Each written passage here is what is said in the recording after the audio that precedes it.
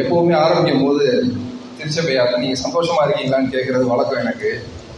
ஆனால் இந்த இடத்துல நான் எப்படி அதை கேட்குறதுன்னு தெரியல. ஏன் அப்படின்னா, இயேசுவோட சூழ்நிலை அவ்வாறானது இந்த காலகட்டத்தில். அதனால என்னால் நீங்கள் சந்தோஷமாக இருக்கீங்களான்னு கேட்க முடியல. ஆனால் கிறிஸ்தவர்கள் தான் என்றைக்குமே சந்தோஷமாக இருக்கணும். அன்பும் சந்தோஷமும் நமக்கு ரெண்டு கண்ணு மாதிரி. தப்பு இல்லை, கேட்கலாமா? சரி, சந்தோஷமாக இருக்கீங்களா? ஓகே, எப்போவுமே சந்தோஷமாக தான் இருக்கணும். இன்னைக்கு நம்ம பார்க்க போகிற வார்த்தை என்ன அப்படின்னா, தாகமாய் இருக்கிறேன். இதுக்கு முன்னாடி நீங்கள் பல தடவை கேட்டிருப்பீங்க. என்னை விட வயதில் 30 நிறைய பேர் இருக்கிறீங்க. இவனடா அவங்க சொல்லிவிட போகிறான் நமக்கு புதுசாக அப்படின்னு தான் உங்கள் மனசில் இருக்கும் ஏறக்குறைய. ஏன்னா நான் என் வயதை விட அதிக பிரசங்கம் நீங்கள் இந்த தலைப்பில் நீங்கள் நிச்சயமாக கேட்டுருப்பீர்கள். அதெல்லாம் என்ன சொல்லியிருப்பாங்க? ஆத்ம தாகத்தை பற்றி பேசியிருப்பாங்க. ஆமாவா இல்லையா? நிச்சயமாக நான் ஆத்ம தாகத்தை பற்றி பேச போகிறதில்லை. தண்ணீர் தாகத்தை பற்றியும் பேச போகிறதில்லை. உண்மையான தாகம்னா என்ன, இயேசு கிறிஸ்து அந்த இடத்தில் ஏன் இதை சொன்னார் என்று உங்களுக்கு விளக்குகிறேன். அது மாதிரி எனக்கு கொஞ்சம் தாகம் அனுப்பிச்சுக்கிறேன்.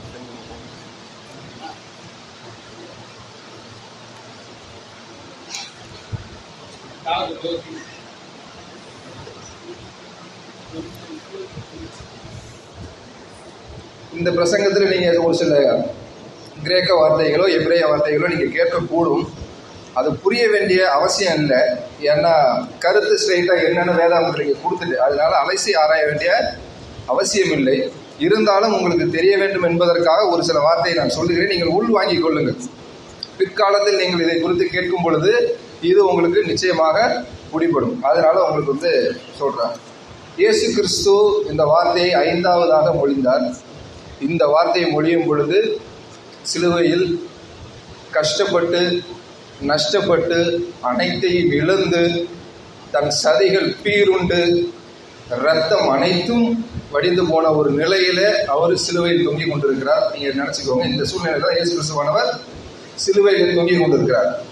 அப்படி தொங்கிக் கொண்டு இருக்கிற போது அவர் என்ன வார்த்தையை சொல்றாரு? தாகமாய் இருக்கிறேன் அப்படின்னு இயேசு கிறிஸ்துவானவர் சொல்றாரு. அந்த தாகமாய் இருக்கிறேன் என்பதற்கு நான் ஒரு என்ன சூழ்நிலையில இருந்தாரு அப்படின்னு சொல்லி நான் உங்களுக்கு சொன்னேன் இல்லையா? வேதாகமம் அதை பத்தி என்ன சொல்றதுன்னு தெரியுமா உங்களுக்கு? எடுத்துக்கோங்க. சங்கீதம் 22 14 15 படிங்க. சங்கீதம் 22.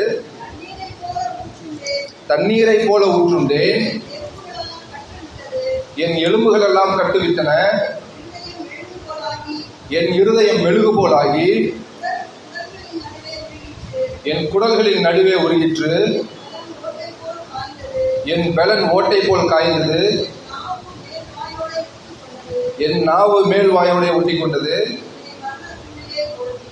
என்னை மரண துதியிலே போடுகிறீர். இந்த சூழ்நிலையில தான் என்ன பண்ணார் இயேசு கிறிஸ்து? அந்த 5ஆவது வார்த்தை தாகமா இருக்கிறேன்னு சொல்லும் போது அவரோட சூழல் இதுதான்.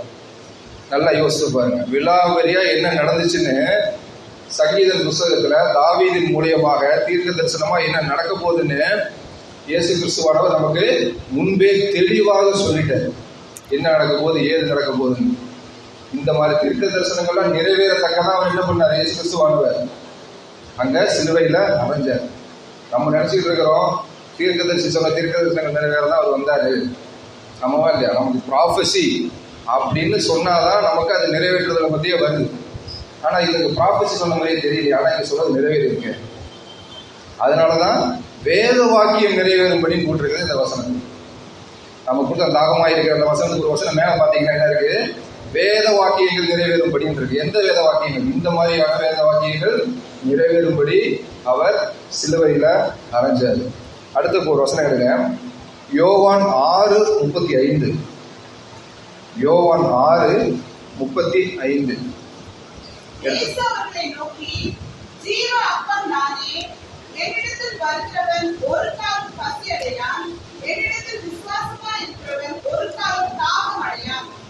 இங்க என்ன சொல்றாரு? என்கிட்ட வரவனுக்கு பசியும் இருக்காது தாகமும் இருக்காதுன்னு கடவுள் சொல்றாரு. ஆனா இவர் என்ன பண்றாரு? தாகமும் இருக்குதுங்கிறாரு. ஏன் இப்படி சொல்றாரு? என்கிட்ட வரவனுக்கு பசியே இருக்காது தாகமே இருக்காதுன்னு சொல்றாரு. ஆனா இயேசு கிறிஸ்துவானவர் இந்த நிலையில இருக்கும் போது தாகமா இருக்கிறேன்னு சொல்றாரு. உலகம் ஏளனமா பேசுமா இல்லையா? வேத புரட்டல் ஏற்படுமா இல்லையா? இங்க இப்படி சொல்லியிருக்காருப்பா, ஆனா இங்க இப்படி சொல்லியிருக்காரு, ஏன் இப்படி சொல்லியிருக்காரு கேட்பாங்களா மாட்டாங்கன்னா? இதனாலதான் நம்ம என்ன பண்ணணும், வேத வாக்கியங்களை என்னைக்குமே அலசி ஆராய்ஞ்சு உண்மை என்னன்னு தெரிஞ்சு படிச்சீங்கன்னா என்னைக்குமே அந்த நிலைப்பாடு உங்களுக்கு மாறாது. மூல உபதேசம் உங்களுக்கு தெரிஞ்சிச்சுன்னா என்னைக்குமே நீங்க என்ன பண்ணுவீங்க, வேதத்துல நிலைச்சு இருப்பீங்க. ஏன் இப்படி சொல்றாரு இயேசு கிறிஸ்துவானவர்? யாருக்காவது ஒரு ஐடியா இருக்குதா?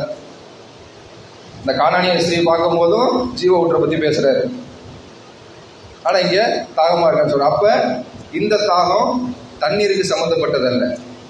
இந்த தாகம் அதிகமாக ஆவிக்குரிய தாகமாக காணப்படவில்லை. அப்படி என்றால் இது என்ன தாகம்?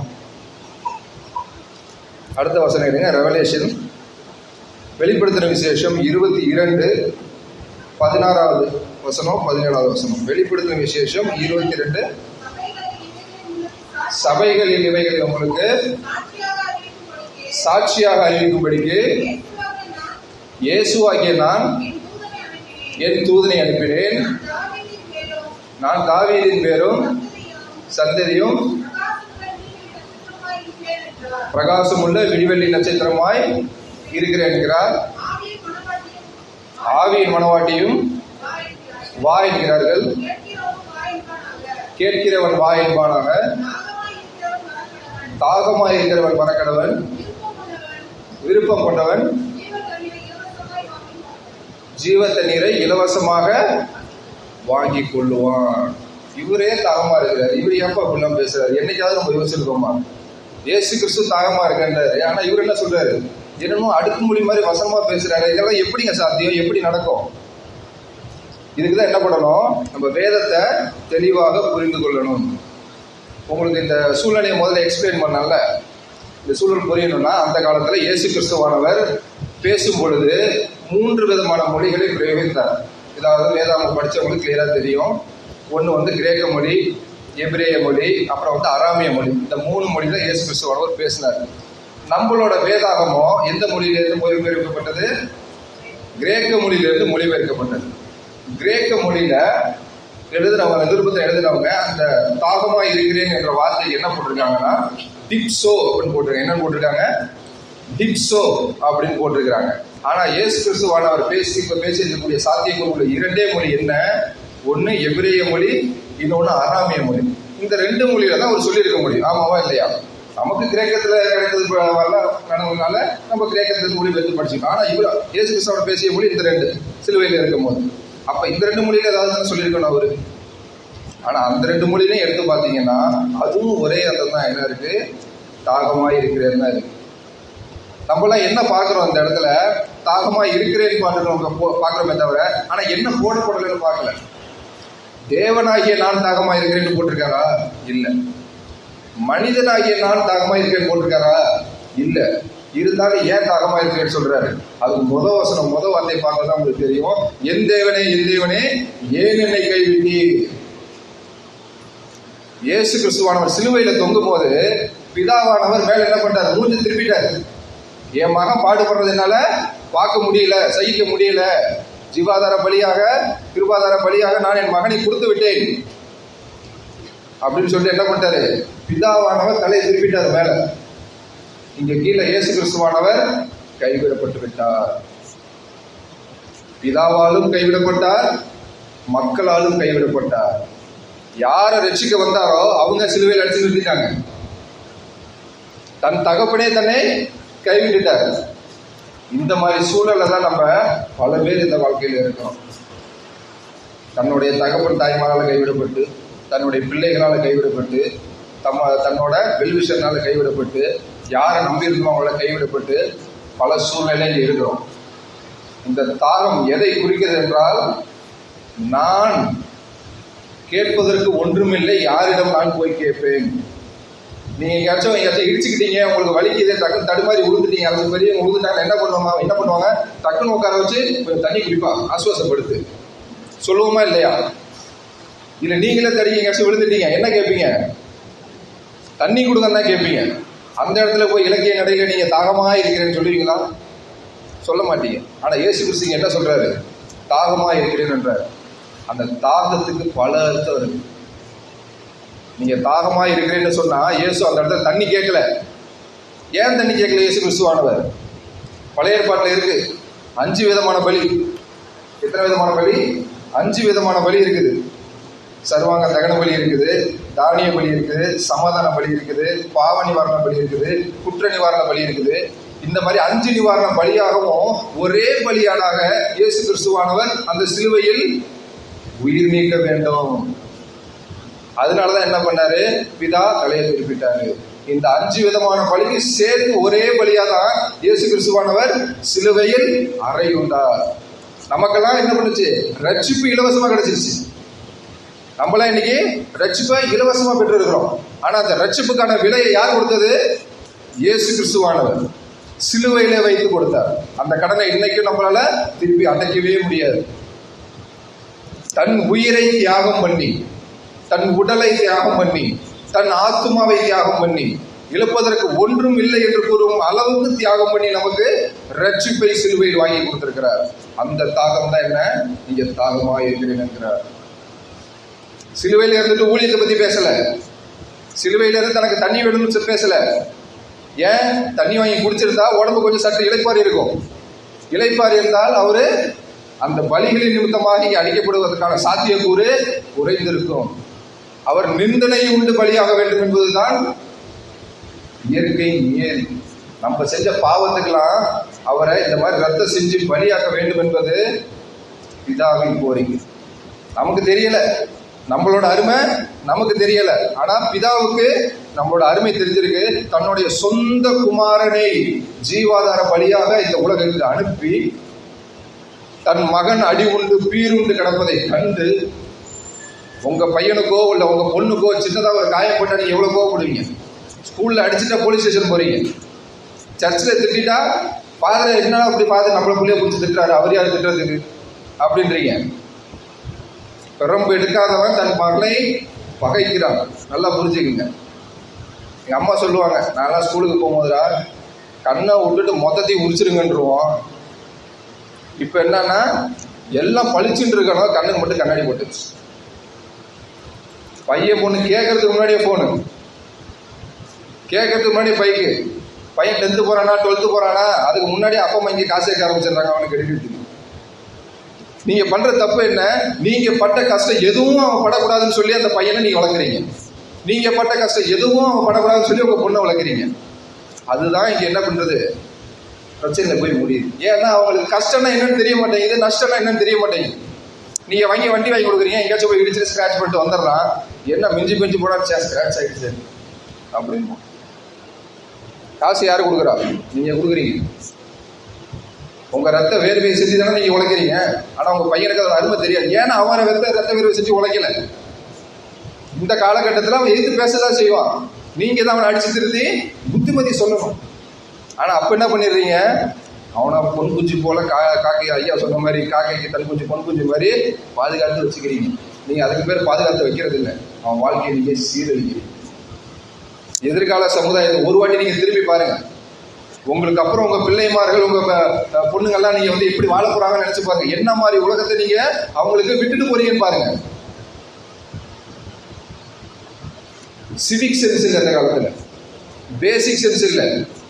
ஒருத்தர் போறாங்கன்னா இடிச்சுட்டாங்கன்னா திரும்பி ஐயா மன்னிச்சுங்கன்னு சொல்லுவோன்ற அந்த இது இல்லை. இடிச்சுட்டு அவன் ஏன் கொடுக்கலாம்?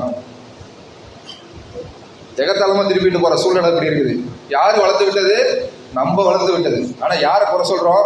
சமுதாயத்தை குறை சொல்றோம். அம்மாவா இல்லையா? யார் அந்த சமுதாயம்? நம்ம தான் அந்த சமுதாயம். அவ்வளவு கரிசனையை நம்ம பார்த்துக்கிறோம் நம்ம பிள்ளைங்களை. ஆனா தேவன் என்ன பிதாவானவர் என்ன பண்ணியிருக்கிறாரு? தன்னுடைய ஒரே பேரான குமாரனை இங்கே அனுப்பிச்சிருக்கிறார். கெட்டு போகாமல் தேஜவன, அது வசனம். ஆனா இங்க அவர் குமாரனை தனக்காக பலியாக அனுப்பிச்சிருக்கிறார். எவ்வளவு பெரிய விஷயம். இந்த மெசேஜ் எடுக்கிறதுக்காக நான் உட்காரும் போது என் மனசு பதவிச்சு. இந்த சூழ்நிலையை பார்க்கும் போது என்னால மேற்கொண்டு அந்த மெசேஜ் எடுக்க முடியல. அந்த அளவுக்கு எனக்கு மன வருத்தம். இயேசு கிறிஸ்து என்ன சொல்றாரு? யோவான்ல 1 அதிகாரம் 1 வசனத்துல ஆதியில ஒரு வார்த்தை இருந்தது, அந்த வார்த்தை தேவனாக இருந்தது, அந்த வார்த்தை தேவனத்தில் இருந்ததுன்னு சொல்றாங்க. இயேசு கிறிஸ்து அப்ப ஆதியிலிருந்து இருக்கிறார். ஜலத்தின் மீது அசைவாடி கொண்டிருந்த தேவன் இங்க தாகமாய் இருக்கிறேன் என்கிறார். ஜீவ ஊற்றாக இந்த தேவன் இங்க தாகமாய் இருக்கிறேன் என்கிறார். எப்படிங்க மனசு வந்துச்சு அப்பாவுக்கு? தன் பிள்ளைய கொடுக்கிற அளவுக்கு எப்படி பிதாவுக்கு மனசு வந்துச்சு? ஏன்? அவரை விட நம்ம மேல அதிக அன்பு வச்சிருக்கிறாரு. அது நமக்கு பிடிபட மாட்டேங்குது.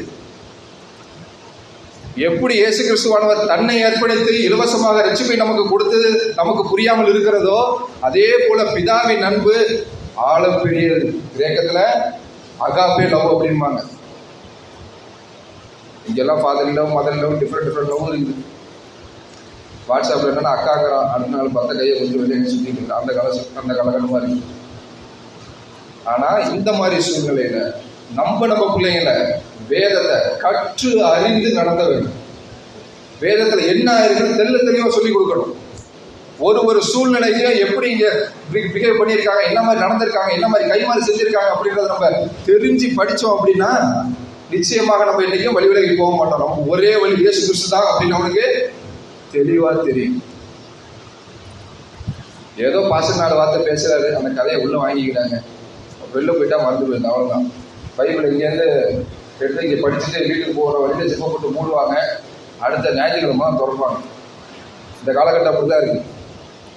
கிறிஸ்தவம் என்பது வழிமாறி போயிட்டு நேர்கோட்டில் இல்லை. இப்பெல்லாம் என்ன பண்றாங்க? ஒரு கரிஸ்மாட்டிக் லீடர் தேடுறாங்க. யாரு நல்லா பேசுவா, யாரு கத்தி பேசுவா, யாரு நமக்கு நல்லது சொல்லுவா, அப்படிதான் தேடி ஓடுறாங்களே தவிர வேத வாக்கியம் எங்க இருக்குதுன்னு தேட மாட்டேங்கிறாங்க. காலையில இருந்துச்சு பைபிள் திறந்தா நல்ல வசனம் அவர்கள் வரைக்கும் தேடுறாங்க. அன்னைக்குதான் அவங்களுக்கு வாக்குத்தத்த வசனம். என்னைக்காவது இயேசு கிறிஸ்துவோ பிதாவானவரோ உங்களுக்கு என்ன சொல்லியிருக்காருன்னு சொல்லி என்னைக்காவது வேதத்தை தேடிட்டீங்களா? கிடையாது. என்ன தேட வேண்டியது? பைபிளை திறந்து வச்சு நமக்கு என்ன கிடைக்குது? இன்னைக்கு நல்ல வார்த்தை சொல்லுவாரா? இந்த மாதிரி மனநிலை இருக்கிற வரைக்கும் நம்ம இயேசு கிறிஸ்துவை புரிந்து கொள்வது மிகவும் கடினம். நான் கிட்டத்தட்ட ஒரு 2.5-3 மணி நேரம் உரையாடல பார்த்துட்டு இருக்கேன். எனக்கு அந்த மைண்ட் அந்த இடத்த விட்டு மாறல. இவ்வளோ கஷ்டப்பட்டு ஒரு மனுஷன் ஒரு சின்ன அடிப்பட்டா நம்ம அந்த கத்துறோம், ஹாஸ்பிட்டலில் போகிறோம், ஊசி போட்டி அனுப்பி கேட்குறோம், 2 நாள் விசாரிக்கிறோம். எத்தனை கசையடிகள்! சிலுவையை தூக்கி கொண்டு தெருவா சுத்தி இருக்கிறாரு. ரத்தம் சொட்ட சுத்திருக்காரு. அந்த ஒரு சூழ்நிலையிலையும் முதலாவதாக என்ன பண்றாரு? பிறரை மன்னிக்கிறார். அந்த குணம் நம்மள்ட்ட இருக்கா? பிதாவே இவர்களை மன்னியும் அப்படின்றாரு. ஏன் எடுத்தோட அந்த மன்னியும் அந்த வார்த்தையை சொல்றாரு? இவரு அடிபடுறதை பார்த்து பிதா நம்ம மேல கோபம் கொண்டு கூடாது. பிதா நம்ம மேல கோபம் கொண்ட நம்ம என்னத்துக்கு அவருக்கு? அவர் கால் தூசு கூட சமானம் இல்லை. அவங்க மேல கோவப்படுறாதீங்க. அந்த கோவத்தெல்லாம் கோவாக்கினே என் மேலே இறக்கிறீங்க. நான் தான் அவங்க பாவத்தை தீக்கிறதுக்காண்டி வந்திருக்கேன். மனசு மாறிடாதீங்க, அவங்கள மன்னிச்சிருங்க அப்படின்றாரு. இந்த குணம் எத்தனை பேருக்கு இருக்கு? எத்தனை பேருக்கு இருக்கு இந்த குணம்? இல்லை. நம்ம வேதத்தை தம் பிள்ளைகளுக்கு சொல்லிக் கொடுக்கறது இல்லை, நம்மளும் படிக்கிறது இல்லை, தெரிஞ்சுக்கிறதுக்கு அமர்வது இல்லை. அதுதான் பெரிய பிரச்சனை. அதனால என்ன பண்ணணும்? தாகமா இருக்கிறேன்னா இதுக்கு பல அர்த்தங்கள் உள்ள இருக்கு. அவங்க உட்கார்ந்து தியானித்தாதான் என்ன பண்ணணும் நமக்கு தெரியும். இதெல்லாம் அப்பத்துல குறையவே இருக்காது அப்படின்னு இருக்காங்க. அது ஒரு லைட் செஷன் நினைக்கிறேன். இன்னைக்கு காலையில நானும் விஜய் பாஸ்டர் அங்கிருந்து வரோம். காலையில் ரொம்ப நேரம் அன்றைக்கி சர்ச்சில் உட்கார போனால் சாப்பிட உட்காந்து மயக்கம் இங்கே வந்துட்டு போதியா ஏதாவது சாப்பிட்டு போவோம் அப்படின்னு வரிசையாக தேடிட்டு வந்துட்டு இருக்கிறோம். பார்த்தா புடவை கட்டிக்கிட்டு பொட்டு வச்சுக்கிட்டு மஞ்சள்லாம் வச்சுக்கிட்டு பார்த்தா வந்து மோர் ஊற்றுட்டுருக்காங்க. இதெல்லாம் பார்த்தா இந்து அது மாதிரி இருக்கா, மோர் குடிக்கிறதா என்ன யோசிச்சுட்டு சரி ஒரு செல்வையை போட்டு குடிச்சிருவோம் அப்படின்னு சொல்லிட்டு என்ன ஆச்சு, இறங்கி 2 பேரும் மோரை வாங்கியாச்சு. இருந்தாலும் மனசு குடிச்சிது. ஏன் கொடுக்குறாங்கன்னு கேட்டுங்களா? ஃப்ரீயாக கொடுக்குறாங்கல்ல, ஏன் கொடுக்குறாங்கன்னு கேட்கணும்ல. ஏன் கொடுக்குறாங்கன்னு கேட்டால் அவங்க சொல்கிறாங்க, நாங்கள் மாதா கோயில் வச்சுருக்கோம். என்னவா? மாதா கோயில் வச்சுருக்கோம், அதனால இன்னைக்கு குட் ஃப்ரைடேனால ஃப்ரீயாக கொடுக்குறோம் முடியும். நாங்கள் அந்த நின்றுட்டு இருக்க காவி சட்டை இதெல்லாம் பார்த்தோன்னே ஏதோ கும்பாபிஷேகத்துக்கு எங்கே போகிறாங்க முழுக்க போகிற வெளில போட்டு தாக்கிட்டு இருக்கிறாங்க அப்படின்னு நினச்சி நாங்கள் இருந்தோம். கடைசியில் பார்த்தா எங்களுக்கு தெரியாது, பாக்கெட்லலாம் ஒரு பைசா கிடையாது. ஒருவேளை அங்கே போய் சாப்பிட்ருந்தா பில்லு வந்துச்சுன்னா நான் அவர் மூஞ்ச பார்த்துருப்பேன், அவர் என் மூஞ்ச பார்த்துருப்பாரு, எல்லாரும் வந்திருக்கோம். ஆனால் என்ன பண்ணாரு? ஏதோ ஒரு விதத்தில் இயேசு கிறிஸ்துவாக போயிட்டார். ஆமாவா இல்லையா? தாகமாக இருக்க நீ பேச போற, தாகம் கடிச்சிக்கிறதா ஒரு மூளை கொடுத்துட்டாரு. பார்த்தா அது ஒரு கிரேப் ஜூஸை சேர்த்து குடிச்சாச்சு.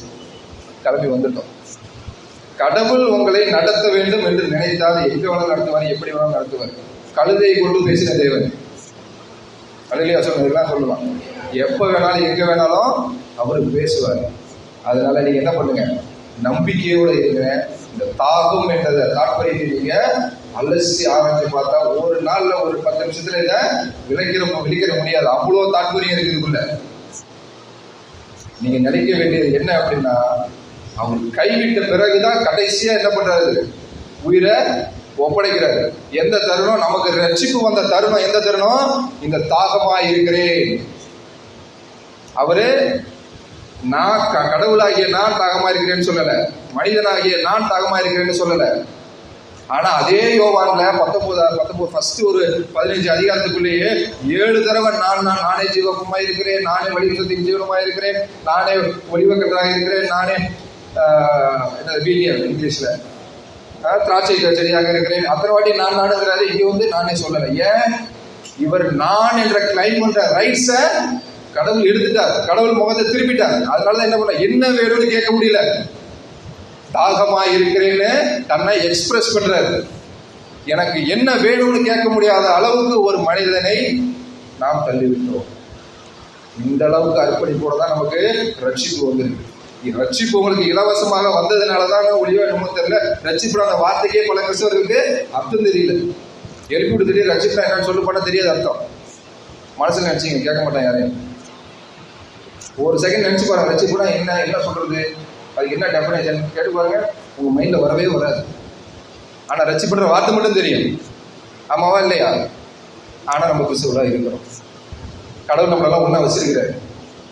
இன்னைக்கோ ஒரு நாள் நம்ம அந்த தாற்பயத்தை தெரிந்து கொள்ள வேண்டும். ஜெபம் செய்வோமா? கிருபையிலே இந்த பரம தந்தையே, எவ்வாறு நீர் சிலுவையில் அறையுண்டு 5 விதமான வழியாக ஒன்றாக நீர் எங்களுக்கான ரட்சிப்பின் கடனை நீர் செலுத்தி எங்களுக்கு அதை இலவசமாக பிதாவிடமிருந்து நீதிபரரிடமிருந்து நீர் பெற்றுக் கொடுத்தீர். அதற்காக நன்றி கர்த்தாவே. இதை அறிந்து தெரிந்து நாங்கள் உணர்ந்து உங்கள் ரட்சிப்பின் நடக்க எங்கள் கிருபை தாரும். இயேசுவின் மூலம் ஜெபிக்கிறோம் நல்ல பிதாவே, ஆமென்.